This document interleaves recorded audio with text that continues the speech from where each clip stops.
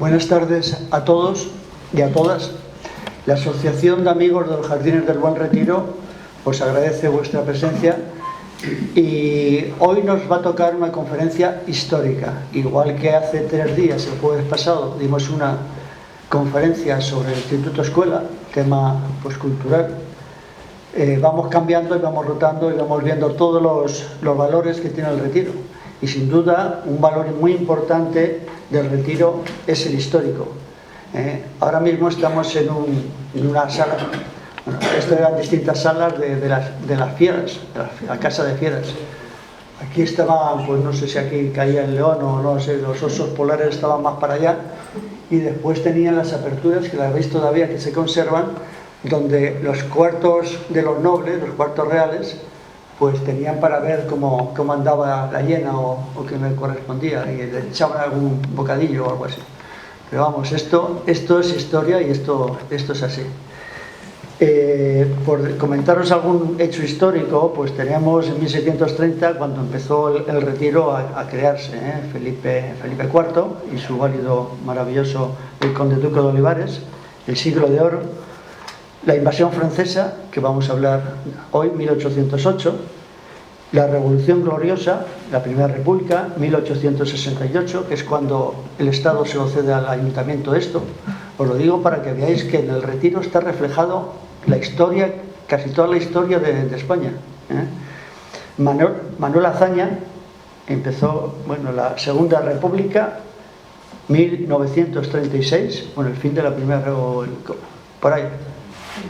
1936 fue elegido en el Palacio de Cristal. No tenían un sitio tan grande como para tantos compromisarios y buscaron el Palacio de Cristal y no se murieron de calor, porque sabéis que es un invernadero el Palacio de Cristal.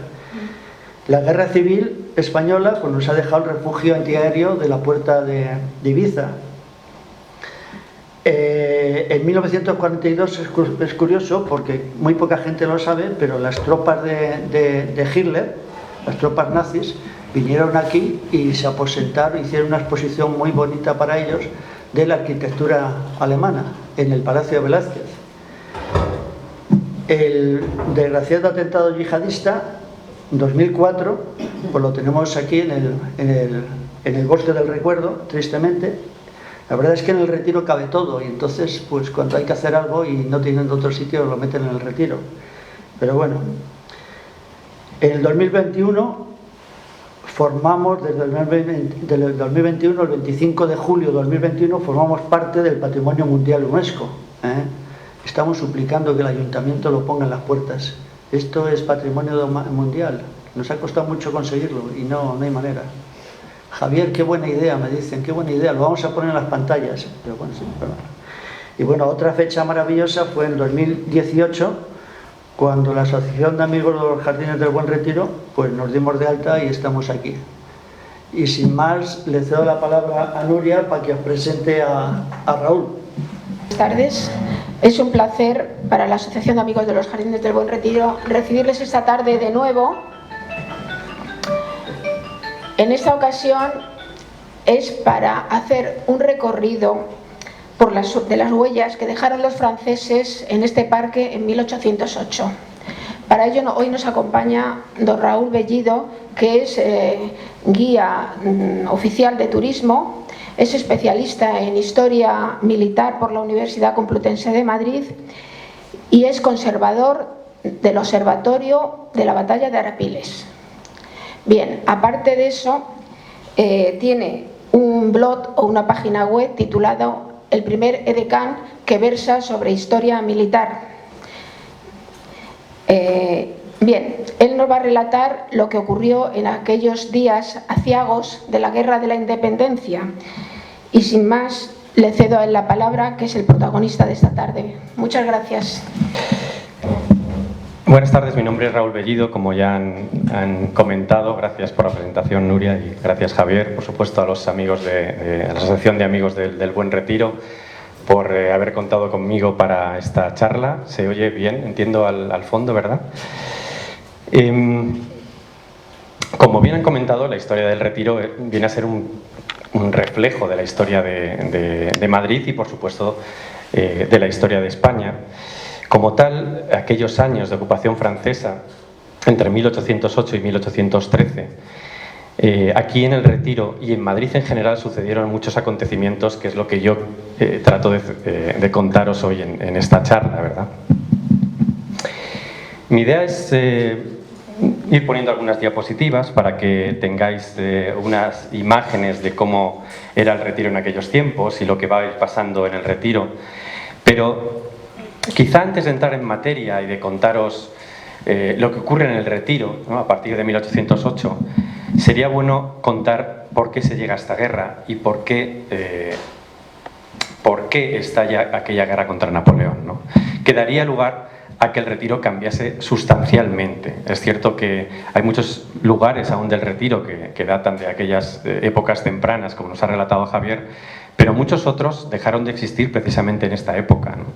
Y el Retiro de hoy en día, pues poco tiene que ver con el Retiro de entonces, ¿no? Hay, por ejemplo, uno de los lugares más emblemáticos que tenía el Retiro entonces era el Palacio del Buen Retiro, y poco queda de ese palacio. Evidentemente todos sabemos que quedan un par de edificios, pero el Retiro perdió aquel palacio, no en esta guerra, pero sí a consecuencia de la misma, y luego perdió pues prácticamente toda la arboleda que había anterior a 1808. Esto es algo que trataré de contarles, o contaros, voy a tutearos durante esta charla.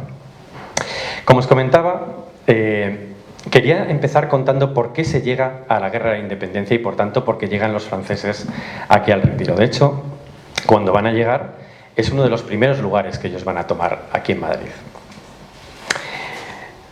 Nos centraremos en este mapa. Este es un mapa de 1785, un mapa de Tomás López, que era, digamos, el cartógrafo oficial del reino en aquel tiempo. De hecho, hay un mapa de toda España hecho por este señor, todavía sin la triangulación que se utiliza hoy en día, con lo cual pues es un mapa, digamos, más de épocas antiguas, pero este en concreto creo que es bastante bonito para ilustrar cómo era el Madrid de entonces. Mirad, el Retiro está aquí. El puntero sí lo veis, ¿verdad? A lo mejor con esto os puedo orientar un poquito más. Este sería el Retiro de entonces y esto sería Madrid. El Madrid de 1808 venía a ser el Madrid central de hoy en día, que todos conocemos, ¿no? De hecho tenía una cerca, Madrid, de las cuales tenía sus puertas, ¿no? Las puertas que hoy en día conocemos, como por ejemplo la Puerta de Alcalá, era una de las puertas de la cerca de Madrid. Una puerta que no estaba en el Retiro propiamente, pero estaba anexa al Retiro, como también estaría aquí en esta posición, la Puerta de Alcalá, que es la única puerta que todavía sobrevive del Madrid de 1808, porque la Puerta de Toledo, que si no me equivoco sería aquí, empezó a construirla precisamente José Bonaparte en 1810, es decir, que podemos decir que es de esta época, pero no de 1808. El resto de puertas, que digamos que circunvalaban Madrid, ya no existen. Pero sí sabemos que existía esta cerca, como comento, que servía más que con fines defensivos, es una cerca de épocas remotas, servía más como fines financieros para recaudar, ¿no? Este era el Madrid que nos encontrábamos y, por tanto, el Retiro, si hoy en día es importante, pues fijaos lo que significaba para el Madrid de entonces. Además de que lo que era el Paseo del Prado era el lugar principal de reunión en aquel tiempo, ¿no? Se iba muchas tardes y por supuesto los domingos a pasear por allí la gente pudiente, pues para lucir un poquito sus modelos y sus nuevos carruajes, etc. Y a este Madrid es al que va a llegar las tropas de Napoleón Bonaparte. Inicialmente como amigas, todo hay que decirlo. Las tropas napoleónicas estaban de acuerdo con las tropas españolas de Carlos IV para invadir Portugal. Y diréis, ¿por qué invadíamos Portugal a finales de 1807 los españoles y los franceses? Bueno, básicamente es porque Portugal se negaba a plegarse a los designios de Napoleón. Napoleón ya en 1807 era emperador de los franceses, era el tipo más poderoso de Europa, por supuesto, había vencido en todas las grandes batallas a las grandes potencias de entonces, como podían ser Rusia, Austria, Prusia, que es el germen de la actual Alemania, y ya solo le quedaba un enemigo que era Gran Bretaña. Gran Bretaña Sin embargo, por su parte, había derrotado a la flota franco-española en la famosísima batalla de Trafalgar, que por cierto fue el aniversario hace unos días, el día 21, y por tanto Napoleón no disponía de una flota para invadir Gran Bretaña.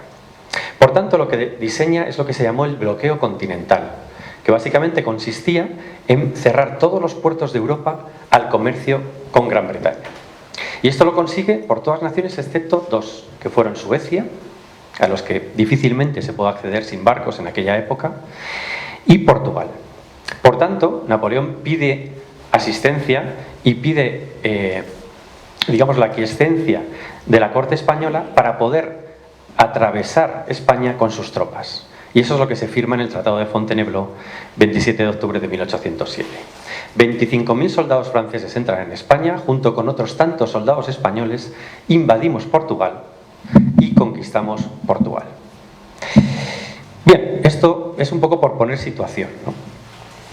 Todavía no habían llegado los franceses a Madrid, sí que estaban llegando. De hecho, Napoleón ya prácticamente en febrero da muestras de que no pretende respetar ese tratado y va enviando más tropas a España. Toma, por ejemplo, la fortaleza de Pamplona, toma Figueras, toma Montjuic en Barcelona, y con esto se va desvelando un poco el plan que él tenía para España.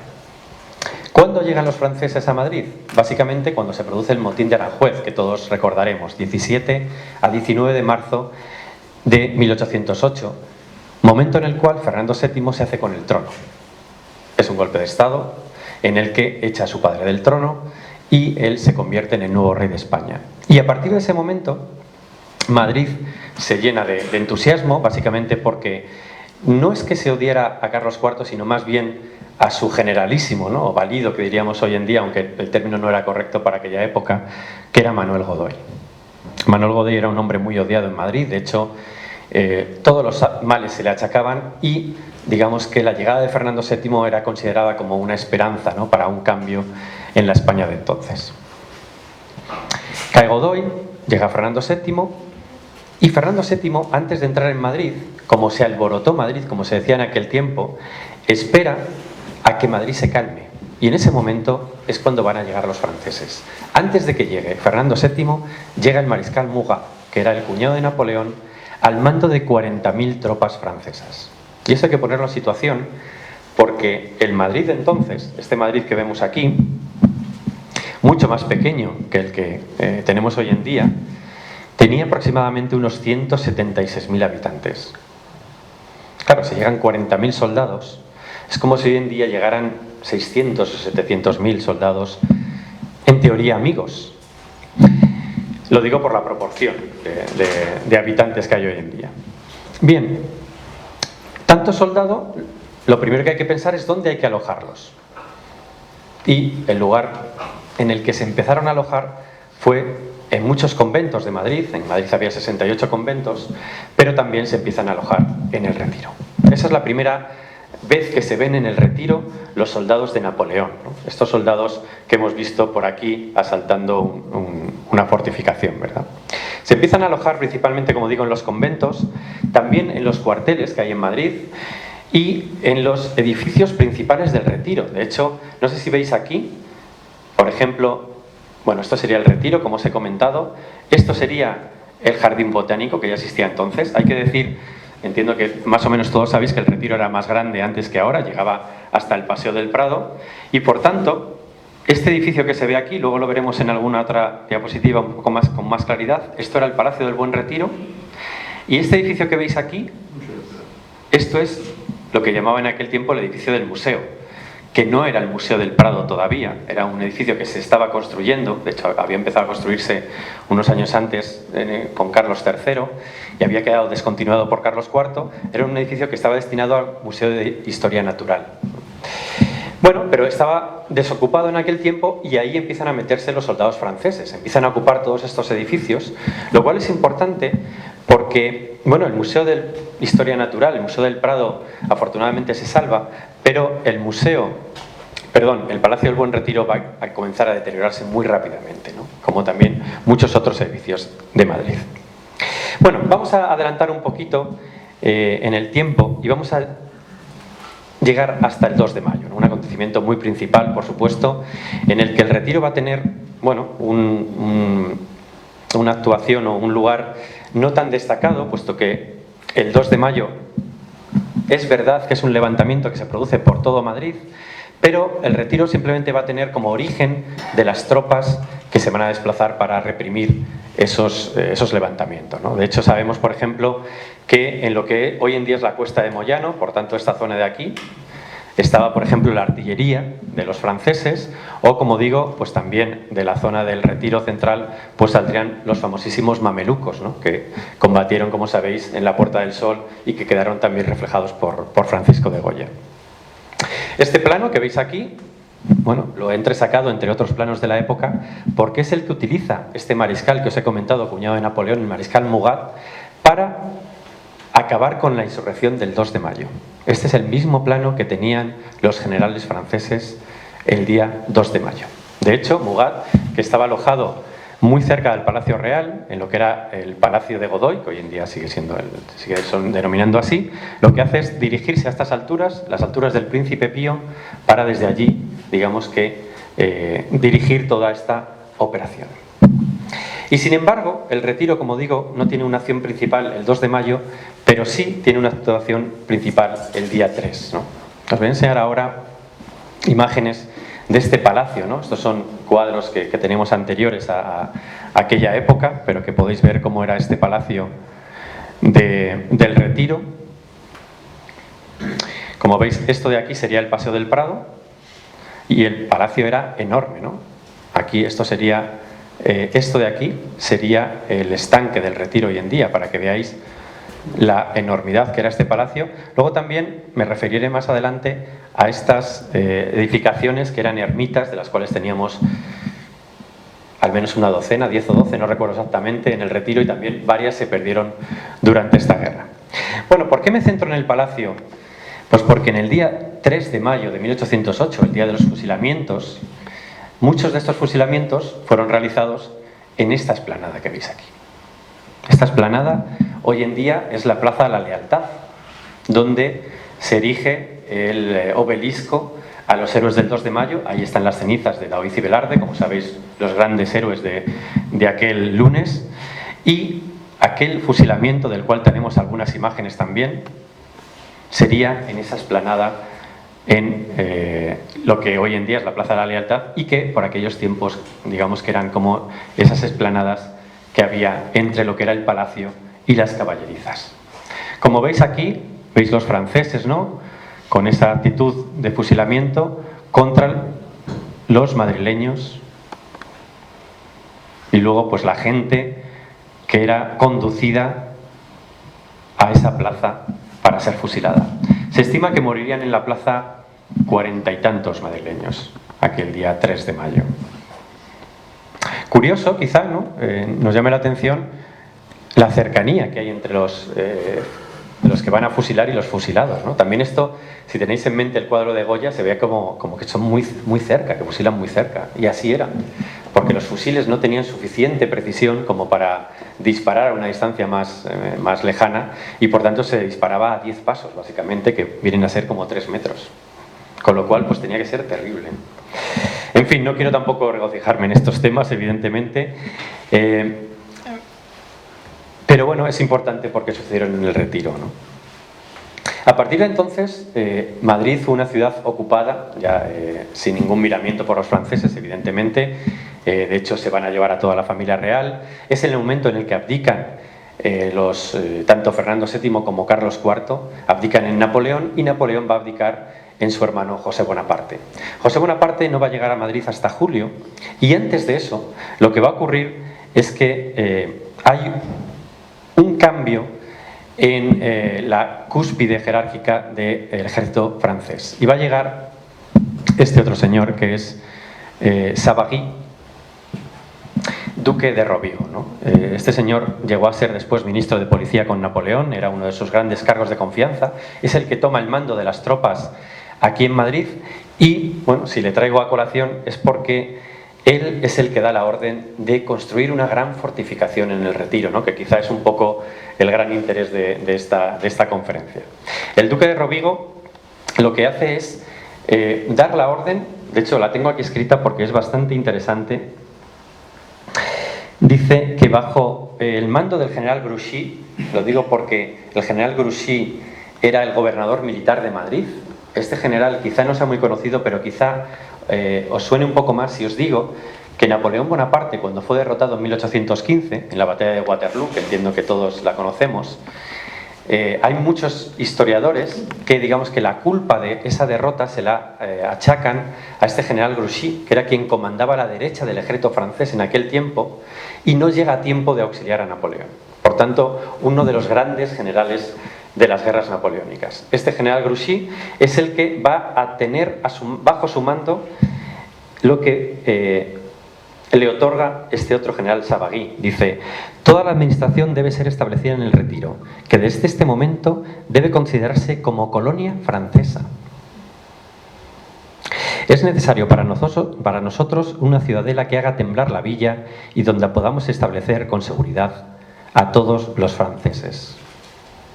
Es decir, que los franceses lo que van a hacer es identificar el lugar más idóneo para establecer una gran fortificación, porque Madrid no tenía castillo ni tenía ningún lugar fortificado desde el que poder, digamos, establecer ese nuevo poder que era el ejército imperial.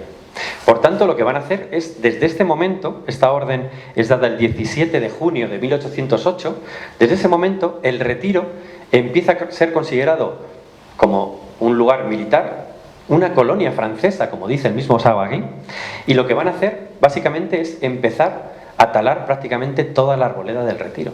¿Por qué? Porque van a establecer aquí una gran fortificación. Luego vamos a ver imágenes de cómo quedó aquello, ¿no?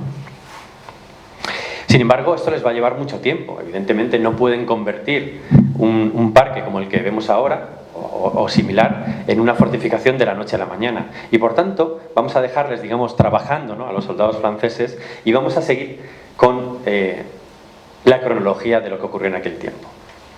Como os comentaba, esto pasa en junio, y en julio es cuando va a llegar José Bonaparte. José Bonaparte llega a Madrid el día 20 de julio de 1808, es decir, tened en cuenta que desde el 2 de mayo habían pasado más de 2 meses y medio hasta que llega José Bonaparte. Cuando llega José Bonaparte, sabemos que se le recibe con salvas que se disparaban desde los cañones ubicados en el Retiro. Es decir, que sabemos que estaba aquí el parque de artillería francés, ¿no? Sin embargo, José Bonaparte no va a residir mucho tiempo aquí, en Madrid, porque inmediatamente van a llegar las noticias de la batalla de Bailén, que quizá también nos suene, ¿no?, que se produjo precisamente el día antes de que llegara José, el día 19 de julio, pero la noticia tardó en llegar varios días. José Bonaparte es coronado el día 25 de julio y cuando llega la noticia oficialmente, que es a finales de mes, entra en pánico literalmente. Coge todas las tropas que tenía aquí en Madrid y abandona la capital. También pensad un poquito el regocijo para los madrileños de que los franceses desocuparan la ciudad pues un par de meses y medio, como digo, después, ¿no? Centrándonos en el Retiro, ¿qué es lo que encuentran los españoles, los madrileños, cuando los franceses desalojan todo esto? Porque hay que pensar, evidentemente, que mientras que los franceses ocupaban Madrid y ocupaban el Retiro, no dejaban entrar a los madrileños aquí. Lo que van a encontrar es ciertos trabajos defensivos, ciertas fortificaciones, no una fortificación completa, es decir, no un fortín completo, pero sí que estaban ya con algunos bastiones construidos. De hecho, hay un mapa ahora que os voy a enseñar, que es de unos meses después, en el que se muestran dónde estaban estos bastiones.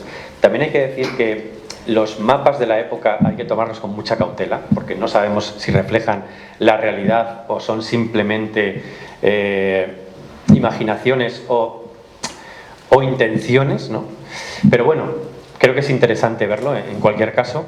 Y lo que sí sabemos, por ejemplo, es que el Retiro había sido, pues básicamente un almacén, ¿no?, de pertrechos militares, y por tanto lo que van a hacer los franceses es tratar de destruir todo lo que no pudieron llevarse. Y por ejemplo sabemos que la pólvora que habían reunido de muchos lugares, la habían traído de los Carabancheles, por ejemplo, lo que hacen es echarla al estanque del Retiro, toda la que no pueden llevarse. Esto es interesante, ¿no?, para echarla a perder, evidentemente. Y lo que no pueden echar al estanque lo llevan al edificio del museo, que os comentaba antes. Bueno, cuando se van los franceses y llegan los españoles, lo que van a hacer es pues coger todos esos pertrechos militares, pero la gente de Madrid no se fija en eso, ¿no? Se fijaría en todo lo que tuviera valor, y parece ser que el vino abundaba aquí en el Retiro, ¿no? Nos dicen que se dieron un festín los madrileños bastante interesante con todo el vino que encuentran aquí. Pero además sabemos que los madrileños asaltan el Palacio del Buen Retiro.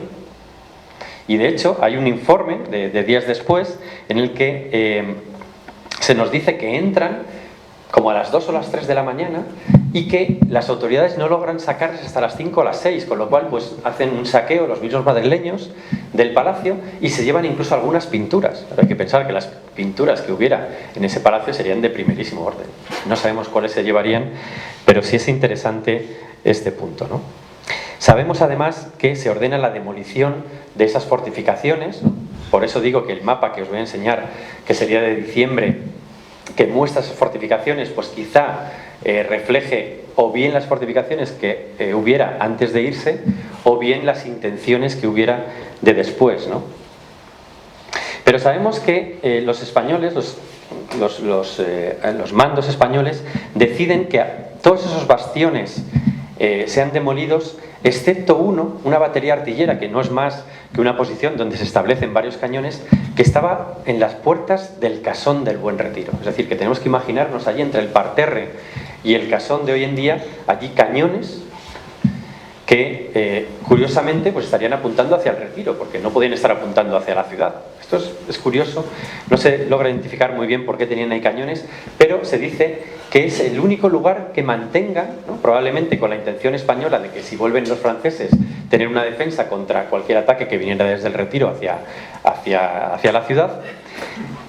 Y sin embargo, 3 semanas después tienen que emitir una nueva orden diciendo, básicamente lo que viene a decir es, por favor, hemos dicho que no que no se demuela este bastión, ¿no? Esta batería artillera, porque parece ser que los operarios pues estaban nivelándolo igual. No se habían dado cuenta de que esa tenía que permanecer y por tanto la intentan echar abajo. Bueno, vamos a ver quién llega posteriormente, ¿no? Este es el señor que va a llegar en diciembre de 1808 a Madrid, ¿no? Que es el momento de ese mapa que ahora os voy a enseñar. ¿Por qué llega Napoleón a Madrid en 1808? Permitidme un segundo. Básicamente porque su hermano la había abandonado. La batalla de Bailén fue un acontecimiento que repercutió en toda Europa, ¿no? Se la suele llamar el cañón que retumba en Europa, ¿no? Porque fue la primera vez que un ejército imperial es derrotado y capturado, y muchos países cogen como ejemplo a Bailén y el ejército español y se revuelven contra Napoleón, ¿no? Todas esas potencias que habíamos dicho que habían sido derrotadas. Napoleón, antes de permitir aquello, lo que hace es entrar en España con un nuevo ejército. Derrota a los ejércitos españoles, no quiero entrar en mucho detalle, en varias batallas al norte de España, y se planta delante de Somosierra el día 30 de noviembre de 1808, que es cuando derrota al último contingente español. Una vez derrotado al ejército español, se presenta delante de Madrid el día 2 de diciembre de 1808, que era precisamente el 4º aniversario de su coronación y el 3er aniversario de su mayor batalla, ¿no? Que fue la batalla de Austerlitz en lo que hoy en día es la República Checa, ¿no? Napoleón, por tanto, llega aquí con su aureola de gran conquistador y va a derrotar a todas las naciones de Europa anteriormente. Cuando llega a Madrid, los madrileños decidimos cerrar las puertas, ni siquiera nos amilanamos contra el mismo Napoleón, y ponemos cañones para enfrentarnos con las tropas de Napoleón. Y Napoleón lo que tiene que hacer es tomar Madrid a la fuerza. Este mapa es un mapa francés que refleja, vamos a ver, os voy a señalar porque entiendo que no se ve mucho desde el fondo, ¿verdad? Esto es Madrid, esto sería el Retiro, en el cual ya veis la fortificación, ¿veis? Este lugar que os estoy señalando sería la fábrica de porcelana de la China, luego nos centraremos un poquito en ella, y alrededor ya existía una estrella de 8 puntas, una estrella que básicamente era esa primera línea de fortificaciones que, digamos, encerraba ese edificio que iba a ser utilizado por los franceses como almacén o como lugar último de defensa en Madrid. Pero además alrededor, si os fijáis, ¿no veis aquí estas flechas que hay por aquí? Varias flechas. Esos son bastiones. Y cuando hablo de bastiones, quizá no es un término muy claro. Tenéis que pensar, por ejemplo, en fortificaciones que tenemos en España, ¿no? La fortaleza de Jaca, por ejemplo, a lo mejor os viene a la mente, o Ciudad Rodrigo. Yo, como soy de Salamanca, siempre tengo que sacar a colación Ciudad Rodrigo, ¿no?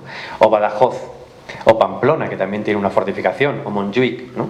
Todas estas fortificaciones son muy características porque tienen esas, digamos, esas puntas de flecha, ¿no? Esos bastiones alrededor, que es lo que se va a construir aquí en el Retiro. Se va a hacer una fortificación muy similar a la de Ciudad Rodrigo, muy similar a Jaca, con una dimensión muchísimo más grande, ¿no? Claro, inicialmente lo que van haciendo es esas puntas de flecha y luego las van a ir uniendo para hacer una fortificación cerrada. Es decir, había una primera línea de fortificaciones que sería alrededor de la fábrica de porcelanas y una segunda que uniría todas estas flechas. Luego habrá algún mapa que se vea más nítidamente y digamos que como tercera línea de fortificaciones utilizarían lo que era la valla alrededor del Retiro, el muro alrededor del Retiro.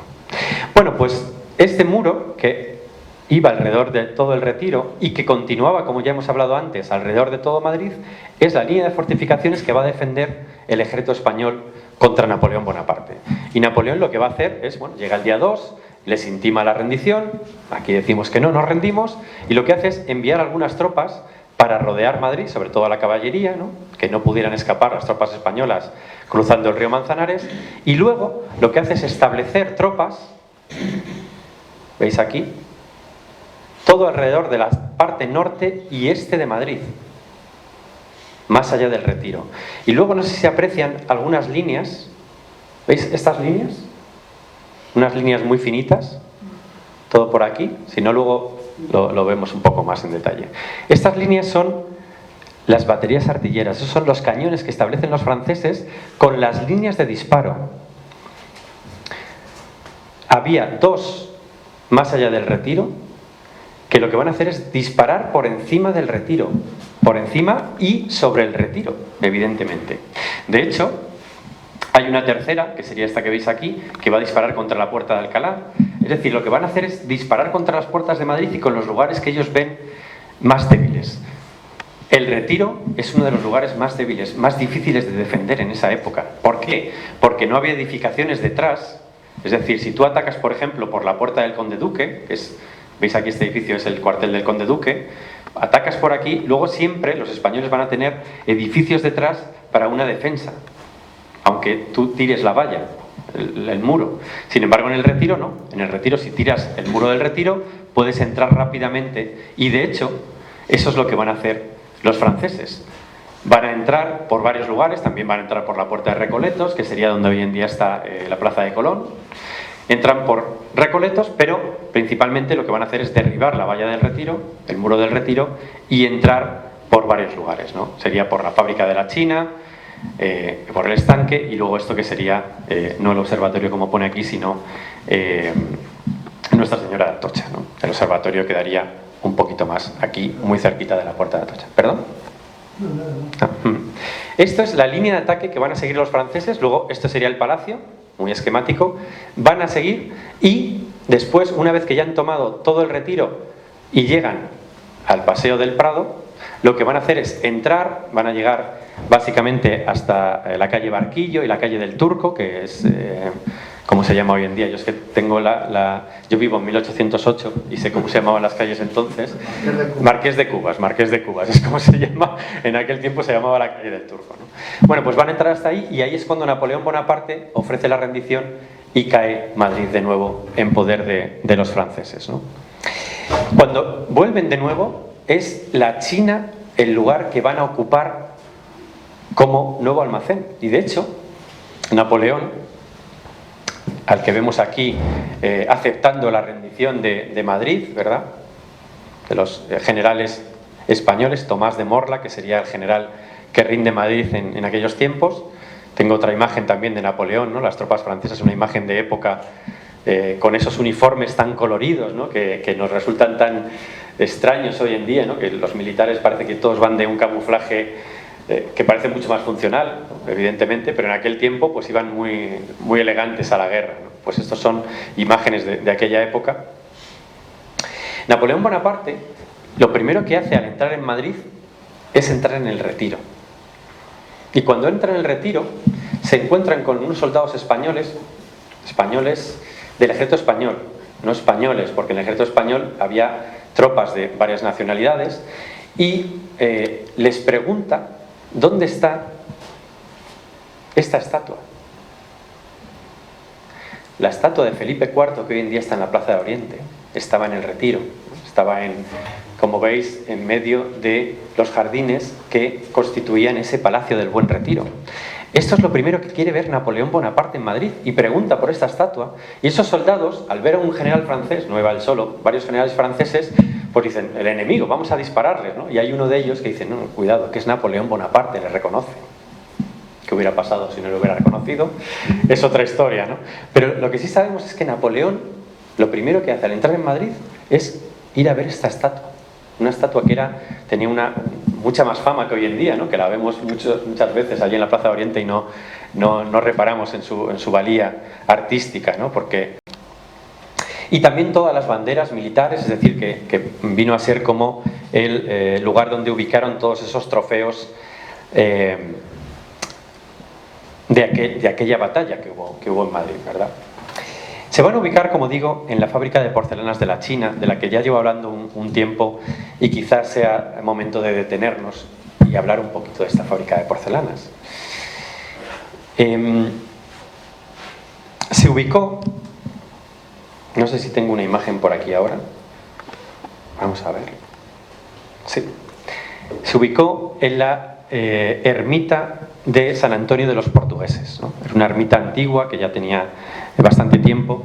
Lo que se va a hacer en 1760, alrededor de esta ermita, es construir un edificio cuadrangular, es decir, que envolvía toda la ermita, de 3 plantas, y este conjunto, tanto el edificio exterior como la ermita, pasan a ser esta fábrica de porcelanas. Una fábrica que tenía una gran fama, de hecho era la única fábrica de porcelanas que había en España y de las pocas que había en Europa. De hecho, normalmente era un monopolio estatal, podemos decir. Había, por ejemplo, una en Francia, ¿no? Que era la de Sèvres, o Sèvres, para los que no sepamos francés. O pues había, por ejemplo, en Alemania, quizá la más conocida, me parece que era en Meissen, y luego también había alguna en Inglaterra.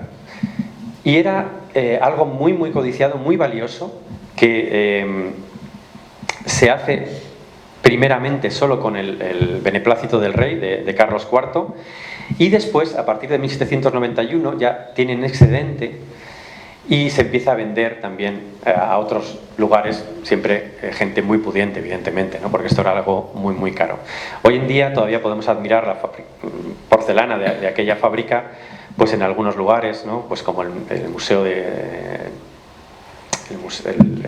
el museo arqueológico, perdón. Sí, en el de Madrid también, no, es que no me salía me salía el acrónimo, pero no me salía el nombre. Es decir, que hay en varios lugares de esta porcelana, pero fue muy escasa porque ya desde 1808 los franceses, como digo, van a utilizar este edificio como corazón de su fortificación y por tanto va a quedar en desuso. Ya a final de 1808 se sabe que no se puede utilizar como fábrica de porcelana, y de hecho el tema es que los obreros tenían que ser muy cualificados, normalmente eran extranjeros, eran alemanes, y se llevan de aquí, se llevan de Madrid, se llevan de España, es decir, que no teníamos obreros para continuar con esta fábrica de porcelanas, ¿no? Otro edificio, por supuesto, que va a quedar englobado en esta fortificación es el observatorio, que va a ser uno de esos grandes bastiones que vamos a ver luego, ¿no? Pero interesante es que el mismo Napoleón Bonaparte firma la orden de que se vuelva a fortificar el Retiro. Firma la orden de que este edificio, ¿no? Esta fábrica de porcelanas, sirva como salón, como almacén, como depósito, ¿no? Y por supuesto, pues Napoleón Bonaparte, las órdenes que da, luego las va a hacer un seguimiento. Napoleón Bonaparte sabemos que, si no recuerdo mal, es en septiembre de 1809, estando en el Schönbrunn, que quizá les suene, es el palacio de Sisi Emperatriz en Viena, él escribe a Madrid diciendo cómo está yendo la construcción de la fábrica de porcelana, de la fortificación del Retiro. Es decir, que él tenía en mente absolutamente todos los detalles que ocurrían en toda Europa. No en vano, pues es una de las personas más influyentes de la historia, ¿verdad?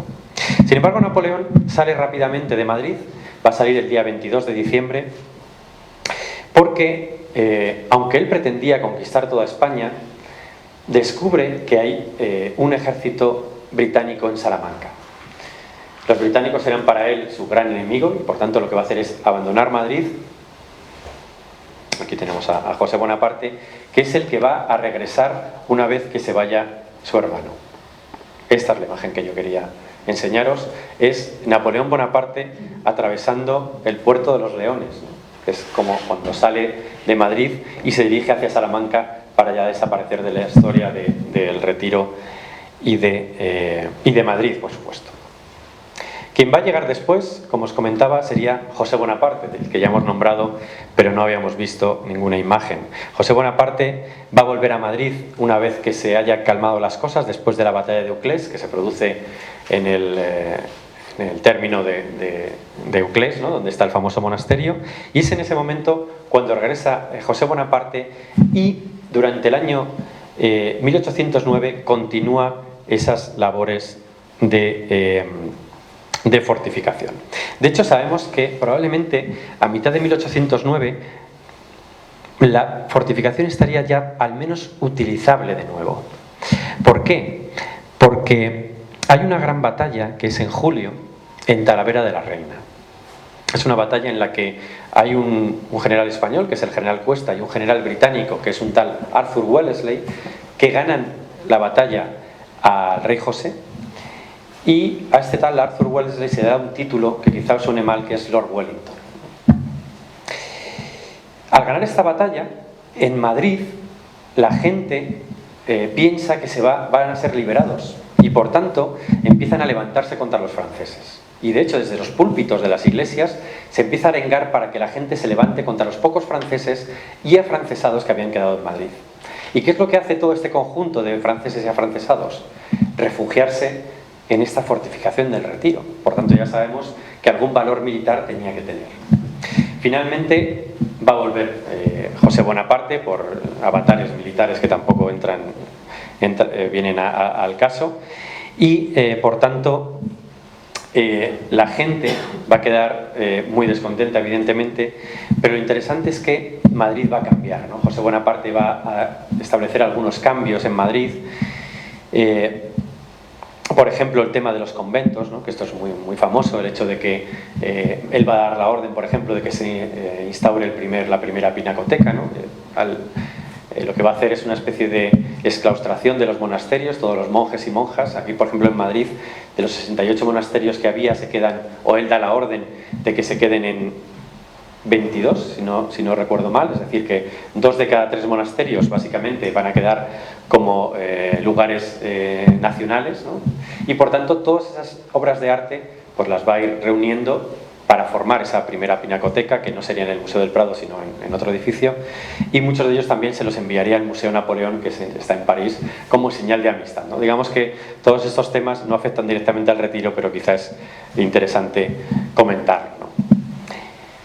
A partir de ese momento, y sobre todo a finales de 1809, cuando se vencen un par de batallas muy relevantes, como son en Ocaña, aquí muy cerquita de Madrid, en la provincia de Toledo, y otra en Alba de Tormes, es cuando la resistencia española va a decaer y José Bonaparte va a tomar prácticamente toda España. Y en ese momento es cuando José va a tener más tiempo y dinero para poder acometer grandes cambios en Madrid. Y por tanto, podemos pensar que es cuando se aceleran las obras del Retiro. A ver. Mirad, este es un plano muy anterior, pero en él podemos ver esas ermitas que había en aquellos tiempos. Esta sería la ermita que os he comentado antes, que es la de San Antonio de los Portugueses, ¿no?, que es la que va a formar el corazón de esa fortificación. Esta sería la de San Blas, que ya en 1808 tenía ahí, en esa loma, el observatorio, pero todavía existían muchas otras, ¿no? Como por ejemplo la de San Pablo, la de San Isidro, la de San Juan, la Madalena o San Bruno y San Jerónimo. Estas eran dos. Bueno, con esta fortificación probablemente estas dos, San Bruno y San Jerónimo, sean demolidas para hacer hueco para esa fortificación, y yo diría que también la de San Pablo. Probablemente esto, digamos que no os lo puedo garantizar al 100%, pero sí es cierto que la fortificación ocupa todo este espacio, como vamos a ver después, y que en los planos ya no existen. Es muy probable que se tiren abajo en esta época. ¿Qué es lo que va a ocurrir después en Madrid? Y seguimos este hilo conductor, que relató no solo con esos dos famosos lienzos que ya hemos nombrado, ¿no? Los mamelucos en la Puerta del Sol y los fusilamientos, sino también con estos famosos grabados, muchos de los cuales se dedicaron a la guerra, pero hay una serie, si no me equivoco, de 10 o yo diría que son 12, que se dedican a la gran hambruna que hubo en Madrid entre 1811 y 1812. Una hambruna en la que murieron 1 de cada 9 madrileños, se dice pronto, y en la que viene muy bien reflejado, ¿no? Con estas... de hecho, si no me equivoco, este grabado se llama carretadas al cementerio, es decir, que las carretas de lo que son las parroquias iban pasando por Madrid, iban recogiendo los cadáveres 2 veces al día, para que veáis que se iban acumulando y se los llevaban al cementerio, un poco para prevenir, digamos que, enfermedades posteriores. Una gran hambruna que evidentemente marca esta historia de Madrid durante 1811 y 1812, que termina básicamente coincidiendo con la llegada de este señor y sus aliados. Este señor es el Empecinado, ¿no? Uno de los grandes guerrilleros de aquella época. De hecho, el término guerrillero es posterior. En Madrid, en aquella época, a los guerrilleros se les llamaba empecinados, para que veáis la importancia que tuvo Juan Martín Díez en aquella época. Este señor va a llegar a Madrid el primero del ejército español y del ejército aliado, pero básicamente José Bonaparte la había abandonado. La abandonó debido a la gran batalla de los Arapiles, situada en Salamanca de nuevo, el 22 de julio de 1812. Una vez que Wellington derrota allí a las tropas francesas, lo que va a hacer es dirigirse hacia Madrid. Cruza la sierra de Guadarrama, se enfrenta con los franceses en una batalla de caballería en la zona de Majadahonda y Las Rozas. Hoy en día, evidentemente, todo aquello está ya muy construido y no se puede averiguar dónde fue exactamente. Y el día 10 de agosto de 1812, José Bonaparte decide que no tiene suficientes tropas como para detener a Wellington y se retira hacia Valencia en un convoy de unos 18.000 soldados y 10.000 afrancesados. 10.000 afrancesados había en España, al menos en Madrid, perdón. Había en Madrid, que se retiran con José Bonaparte hacia Valencia. Lo cierto es que se tienen que llevar todos los carros de Madrid, lo sabemos porque se dice que se interrumpe hasta el servicio de limpiezas porque no había carros para limpiar las calles. Se habían llevado todo lo que habían podido. El empecinado lo que hace es aprovechar, entra en Madrid, pero ¿qué pasa con la fortificación del Retiro? ¿Pensáis que los franceses habían construido una fortificación enorme que les había costado años levantar para, a la primera llegada de un ejército extranjero, abandonarla? No. Lo que van a hacer es dejar 2.000 soldados situados dentro de esta gran fortificación. Y cuando los soldados de Wellington, tras el empecinado, ¿no? Digamos que primero entran los guerrilleros y después va a entrar Wellington con el Charro, que es el gran guerrillero de la zona de Salamanca, y otro general que se llamaba Carlos de España, uno a su izquierda y otro a su derecha. Cuando entran en Madrid se encuentran evidentemente con el júbilo de la población, pero con 2.000 soldados franceses ocupando esta gran fortificación. 2.000 soldados que habían dejado para mantener el control de la fortificación hasta que los franceses pudieran, digamos, rearmar sus tropas y volver de nuevo hacia acá y tener un punto de apoyo con el que expulsar a Lord Wellington. Os diré que eran demasiado pocos. Lo que era el contorno, ¿no? El perímetro de esta fortificación era enorme. Yo un día lo calculé, para que os hagáis una idea, volviendo un poco con el símil de Ciudad Rodrigo, si habéis estado lo entenderéis, y si no, es que tenéis que estar.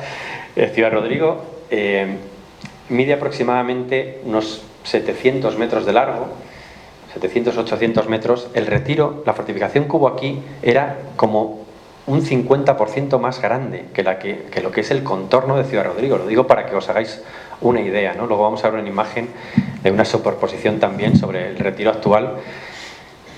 Claro, si era mucho más grande que Ciudad Rodrigo y Ciudad Rodrigo necesitaba como plaza militar unos 5.000 soldados para su defensa, 2.000 eran muy poquitos para defender este contorno. Y por tanto, cuando Lord Wellington y sus ingenieros empiezan a inspeccionar, se dan cuenta de esto.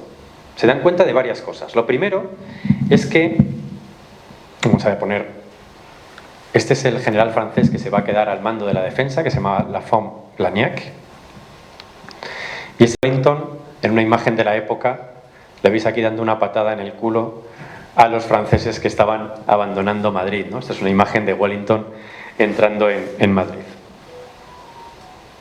Ahora sí, vamos a centrarnos en esta imagen que creo que es mucho más nítida que la que hemos visto antes, ¿verdad? Este sería el Botánico, para ubicaros. Esto sería el Palacio del Buen Retiro. Pero quizá como referencia nos sirva mejor el estanque. Eso es el estanque del Buen Retiro. Y esto es la fortificación que construyen los franceses.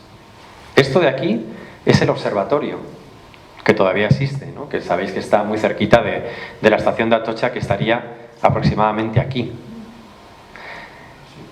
Esto de aquí, marcado como A, sería esa ermita que os comentaba de San Antonio de los Portugueses. Y a su alrededor, ¿no? Ese primer edificio que os comentaba que se construyó, luego una fortificación y luego esa estrella en la que en estos puntos se ubicaban los cañones, ¿no? Pero es que alrededor, todos estos bastiones que veis aquí, ¿no? Estas edificaciones, eran estos enormes bastiones que constituían esta fortificación. Además de un par de rebellines, que es como se llama esta fortificación, y un par de flechas, que son estas. Pero además, aprovechando la tapia, luego veremos una imagen de todo el Retiro, pero quería centrarme en esta, en la fortificación, también construyeron estas otras flechas que se llaman, con estos puntitos alrededor que se llaman pozos de lobo, ¿no? Que eran como agujeros en el suelo por si te atacaban, por básicamente que no fuera sencillo avanzar. Esto es lo que habían construido los franceses en el Retiro, una fortificación enorme, como podéis ver. Y con 2.000 soldados no eran capaces de defenderla. ¿Cuáles eran las debilidades de esta fortificación? Básicamente, su tamaño. Era enorme, era muy grande, y eso quizá en una primera instancia nos pueda dar idea de que era muy fuerte. Pero la cuestión es que si es tan grande y no tiene soldados suficientes, pues evidentemente eso es una debilidad. Lo segundo es que aquí dentro había un gran edificio que se podía bombardear. En aquel tiempo ya existían morteros que podías bombardear y por tanto podía quedar en ruinas o incluso en llamas, y por tanto esta estrella no hubiera sido defendible. Lo tercero era el agua. ¿Cómo conseguían agua los franceses dentro de esa gran estrella, dentro de esa gran fortificación? Bueno, pues con la noria, que hoy en día todavía existe, ¿no? Bueno, existe o está reconstruida, pero está donde estuvo la noria, que en una primera instancia era la que daba agua para esa fábrica de porcelana, pero que después fue aprovechada, por supuesto, para dar agua a los soldados franceses. Y luego también se habla de un acueducto, que esto lo comentan los ingenieros británicos, que yo evidentemente no he conseguido ubicar. No sé si sería anteriormente, antes de esta fortificación, existía un canal, ¿no?, que viene aquí representado, que luego daba la vuelta sobre sí mismo, ¿no? Se cerraba, y no sé si quizá esto llegara a dar algún tipo de agua dentro de la fortificación. Esto ya es una especulación solo siguiendo las fuentes, ¿no? Que hablan de ese acueducto que evidentemente pudo ser cortado muy rápidamente por las tropas aliadas. Y es que mientras en la Plaza Mayor, que fue renombrada Plaza de la Constitución, se proclamaba la PEPA, la Constitución, Wellington ordenaba el asalto de esta fortificación. Y lo que hicieron los británicos, que eran los soldados que van a entrar aquí, es entrar por lo que hoy en día es la Cuesta de Moyano, es decir, desde la zona de Atocha, con 300 soldados nada más, y otros 300 desde la zona de la Puerta de Alcalá. Y lo que hacen es entrar, romper la primera defensa, es decir, el muro del Retiro, y empezar a avanzar rápidamente mientras los franceses se tratan de meter dentro de esta gran fortificación. Pero curiosamente los aliados interceptan un mensaje de los franceses en el que dicen, una orden, en el que les dice: si rompen las defensas exteriores, meteros dentro de la fortificación interna, de esta gran estrella. Es decir, que ellos mismos sabían que no podían defenderse. Por tanto, teniendo esa información, la información al fin y al cabo es más importante que las balas, ¿no? Pues saben que cuando asalten estos bastiones, probablemente los franceses, si siguen esas órdenes, si son las últimas órdenes las que están operativas, se iban a retirar dentro de esta estrella. Y por tanto, rápidamente al día siguiente lo que hacen es cruzar estas fortificaciones, los franceses no las defienden y se encierran dentro de la estrella. Y rápidamente, el día 14, lo que van a hacer es capitular. Capitular por orden de su general, la von Blagnac, al que ya hemos visto. Pero los soldados franceses se dice que estuvieron muy disconformes con esta decisión y salen muchos de ellos borrachos, por cierto, ¿no? Y sin embargo, la capitulación fue muy benevolente con ellos, hasta el punto de algo que era curioso en aquella época, y es que no se les registraran sus mochilas, porque en las mochilas, al fin y al cabo, tenían toda su vida, ¿no? Y sabemos que todo lo que hubieran expoliado lo tenían allí. Si les permitían llevarse sus mochilas, quiere decir que les permitían quedarse con todo lo que hubieran robado en Madrid. Lo cierto es que después fueron conducidos hacia Rodrigo, a Lisboa, y de Lisboa a Gran Bretaña, y probablemente estuvieran allí hasta el final de la guerra en barcos sin mástiles, ¿no? Que estaban en los puertos británicos, ¿no? Que ellos llamaban hulks, ¿no? O Hulk, como el increíble Hulk. Ese es el nombre que daban a estos pontones, ¿no? Bien, una vez que cae, no sé por qué se ha puesto, bueno, se ve bien, ¿no? Igualmente, digo que bueno, salen esos mensajes, en fin. Una vez que se entra en la fortificación del Retiro, los británicos se encuentran un enorme arsenal que va a ser utilizado principalmente, por ejemplo, los uniformes para las tropas españolas, y aparte de eso, tengo por aquí una relación, dice que encuentran 189 cañones, 900 barriles de pólvora, 20.000 fusiles, y además encuentran,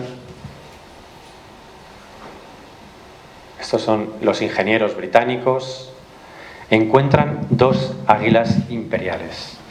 Y diréis, ¿qué importancia tiene esto? Pues veréis, cada regimiento napoleónico tenía una insignia que era el águila imperial. Y esto era lo más preciado para las tropas en aquella época, y se encuentran 2 en el Retiro.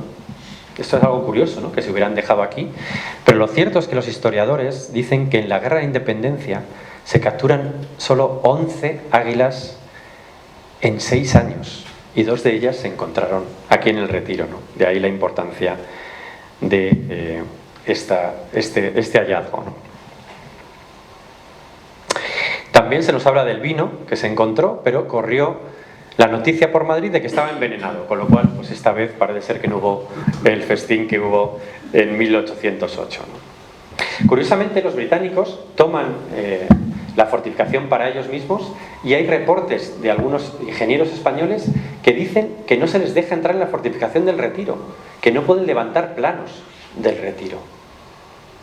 Esto es curioso, ¿no? Que siendo tropas aliadas no nos dejaran entrar. Finalmente, ya sabemos que sí, en octubre ya han podido entrar. Recordad que entraron el 12 de agosto, es decir, que sabemos que al menos un mes y pico los españoles no pudieron entrar en la fortificación del Retiro, pero finalmente hay un ingeniero que envía a un general un par de planos.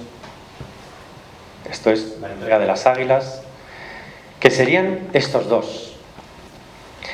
Además, él mismo dice que envía un plano del cual no tiene ningún valor militar, pero que sería este. No sé si veis aquí, esto sería la estrella, y luego los bastiones representados muy burdamente, ¿no? No tiene nada que ver con esa representación que os he enseñado antes, que sería la representación francesa. Pero lo cierto es que se ve aquí muy bien, por ejemplo, lo que es el Palacio del Buen Retiro, ¿verdad? Y este edificio circular que había muy cerquita del Retiro, ¿qué podía ser? La Plaza de Toros. La Plaza de Toros, ¿verdad? Que estaba muy cerquita de la Puerta de Alcalá, que sería aquí. Aquí se ve muy bien. Este es uno de los planos que levantan esos ingenieros españoles, o que envían los ingenieros españoles. Quiero pensar que no fue levantado por el ejército español. Y este es el segundo que envían, ya así mucho mejor y mucho más parecido al que hemos visto anteriormente, ¿verdad? Con esos mismos bastiones, con esa estrella. Fijaros estos rectángulos que veis aquí. Estos rectángulos que están en color rosado probablemente fueran almacenes que llegaron a construirse, y estos otros más amarillentos probablemente fueran construcciones que estaban diseñadas pero no llegaron a levantarse. Este es el plano que levantan los ingenieros españoles, ¿no? De esa fortificación del Buen Retiro, antes de que el ejército aliado tuviera que salir de Madrid rápidamente, porque las tropas francesas se habían unido en Valencia, habían desalojado toda Andalucía, se habían reunido con las tropas del rey José en Valencia y lanzan una nueva ofensiva que va a llegar a liberar o a ocupar Madrid, ¿no? Desde nuestro punto de vista. De hecho, sabemos que los británicos habían minado las fortificaciones del Retiro y, por tanto, el día 30 de octubre de 1812 se vuela la fábrica de porcelanas de la China junto con los bastiones que hemos visto. Esto sería una representación de mediados de siglo, puesto que la indumentaria de los soldados no tiene nada que ver con la época napoleónica. Nada que ver, es muy similar, pero se puede distinguir, ¿no?, de la época napoleónica. Y esta es una imagen que vemos, esa fábrica de porcelanas. Este fue el general Hill, un general muy controvertido hoy en día, porque en la prensa británica está muy de moda ahora el tema de lo políticamente correcto, el tema de la esclavitud. Él fue un esclavista en su día, entonces hay gente que está a favor de que se retiren sus estatuas. Pero bueno, para efectos de lo que es el Retiro, este es el señor, el segundo de Wellington, podemos decir, que es el que da la orden de volar esa fortificación y volar también la fábrica de porcelanas de la China, una orden muy controvertida, incluso para los historiadores hoy en día, porque muchos piensan que pudo tener que ver con esa exclusividad, ¿no?, de las fábricas de porcelana y esa competencia que podría haber entre la fábrica de porcelanas de la China y las fábricas inglesas. Lo cierto es que, como digo, ya había a final de 1808 y en 1809 escritos de españoles que hablaban de que ya no estaba operativa, pero bueno, ahí dejo el tema para que quien quiera profundizar más pues pueda hacerlo, ¿no? Como digo, este general Hill lo que va a hacer es volar las fortificaciones, que ya no vuelven a estar operativas durante la guerra, y por tanto el Retiro pasa a ser ya un lugar secundario. Es cierto que los franceses ocupan Madrid hasta mayo, pero básicamente es una ocupación y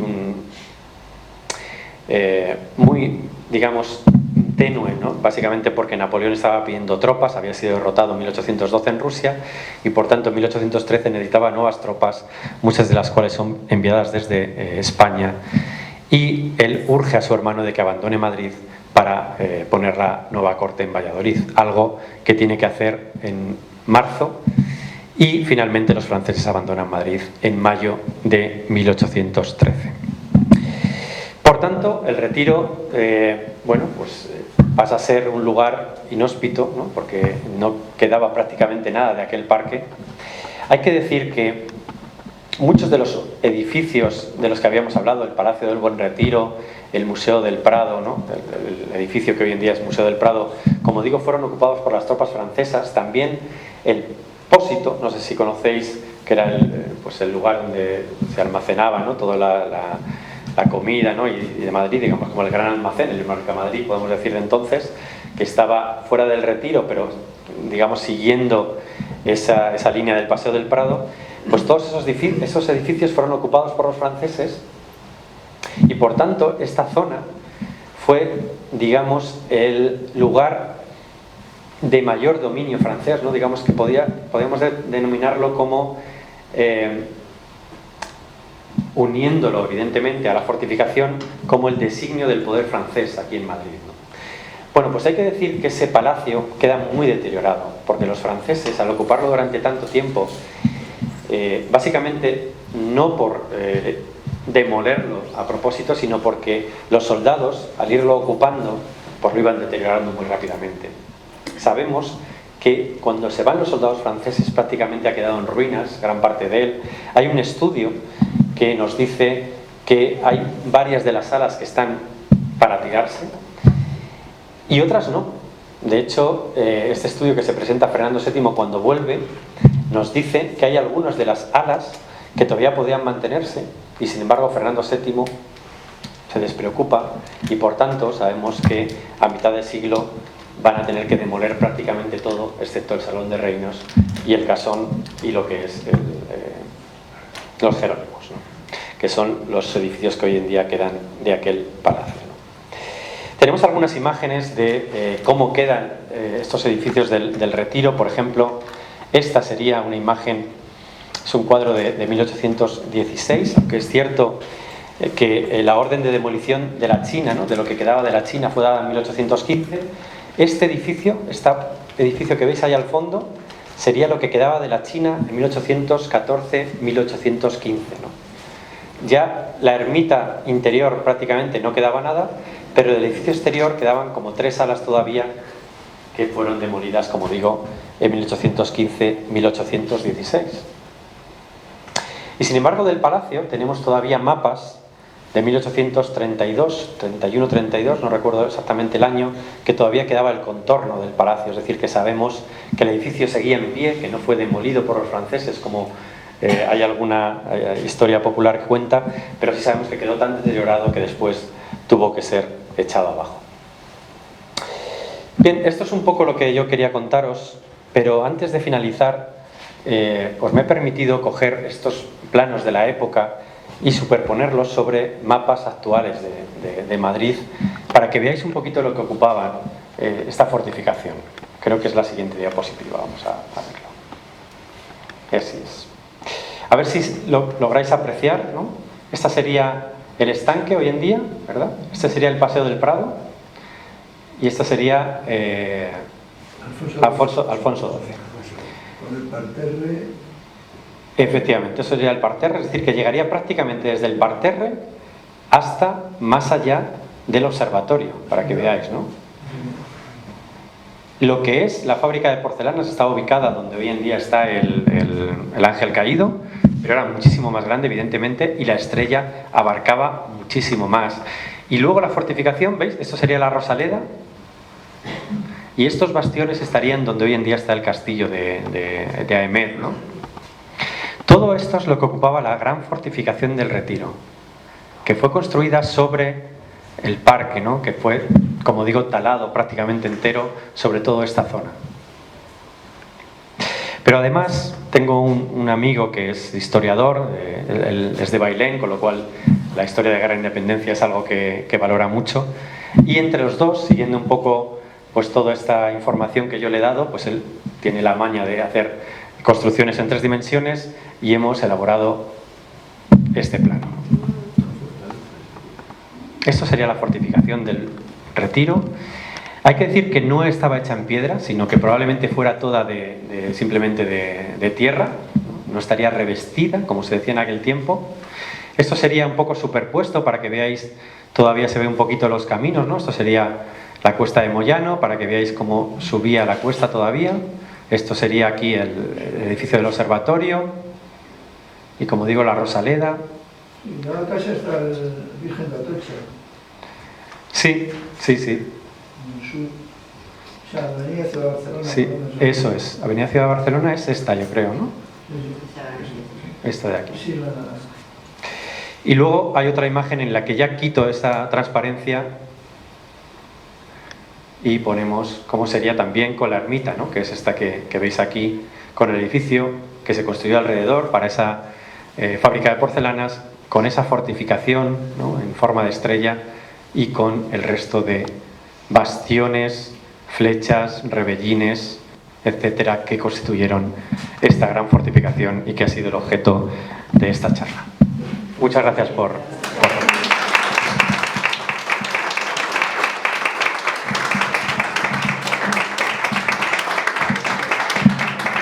No sé si tenemos tiempo para alguna pregunta o algún comentario. ¿Cuándo terminó la guerra ya de la independencia? ¿Cuándo se fueron los franceses?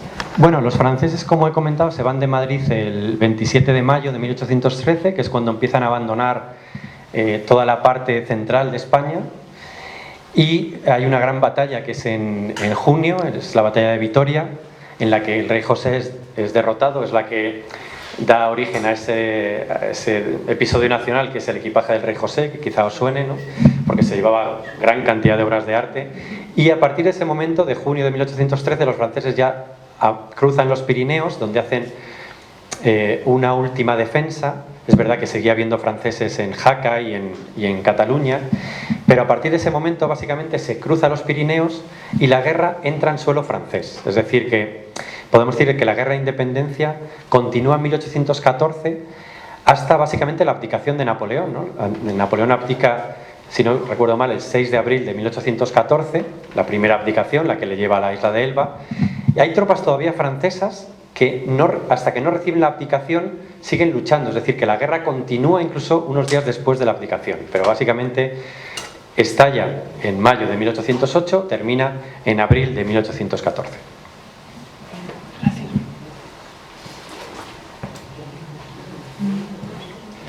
¿Qué opina? Buenas tardes. Es obvio la calidad de la conferencia, con lo cual no le voy a dar sobre ABCD porque es evidente.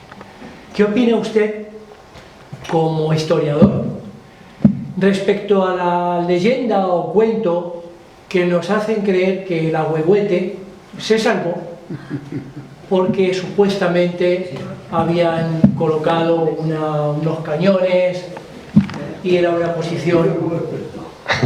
Es imposible ser árbol que tenga 400 años. Entiendo que eso no se sostiene de ninguna de las maneras. ¿Qué sentido tiene subir un cañón allí? El cañón es autónomo, tiene su propia cureña, tiene sus ruedas. ¿Para qué necesita subirse un cañón a un árbol? Bueno, gracias por la...